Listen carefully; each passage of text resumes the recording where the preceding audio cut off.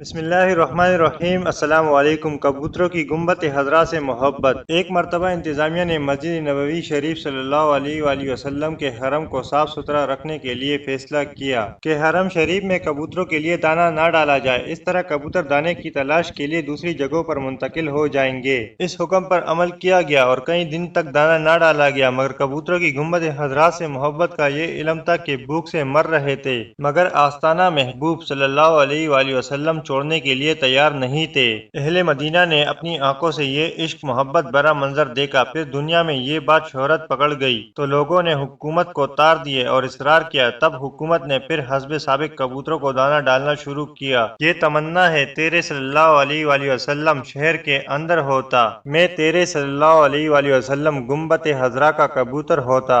عرب خبر رساں ادارے العربیہ.net کی حرم پاک کے کبوتروں کے بارے میں دلچسپ رپورٹ میں بتایا گیا ہے کہ ذوالحج کے ابتدائی 5 دنوں میں نیلگوں اور سبز پروں والے ان کبوتروں کے جھنڈ مکہ مکرمہ کی جانب آتے ہیں اور پھر حج کے مہینے ذوالحج کے وسط میں واپس مدینہ منورہ لوٹ جاتے ہیں۔ العربیہ.net کی رپورٹ میں کہا گیا ہے کہ احرام یا اس کے بغیر کسی طور پر ان کبوتروں کا شکار جائز نہیں۔ ان کے شکار یا قتل کی صورت میں فدیہ واجب آ جاتا ہے۔ ان کبوتروں کے متعلق خیال کیا جاتا ہے کہ یہ کبوتر ان کبوتروں کی نسل میں سے ہیں جنہوں نے رسول اللہ صلی اللہ علیہ وآلہ وسلم کے کفار مکہ سے پناہ کے لیے غار سور میں قیام کے دوران غار سور کے دانے پر گھونسلے بنا ڈالے تھے تاکہ کفار یہ خیال کرے کہ یہاں کوئی نہیں آیا، اگر آیا ہوتا تو غار میں داخل ہوتے وقت ضرور کبوتروں کے یہ انڈے ٹکرانے سے ٹوٹ جاتے۔ کبوتروں کے حوالے سے ایک اور مشہور روایت یہ بھی بیان کی جاتی ہے کہ طوفان نوح کے وقت جب بارش تھم گئی اور حضرت نوح علیہ السلام نے خشک زمین بارے معلوم کرنا چاہا تو آپ نے ایک کبوتر کو خشکی کا پتہ معلوم کرنے کے لیے استعمال کیا تھا، اور حرم پاک کے کبوتر اسی کبوتر کی نسل سے ہیں۔ اللہ حافظ۔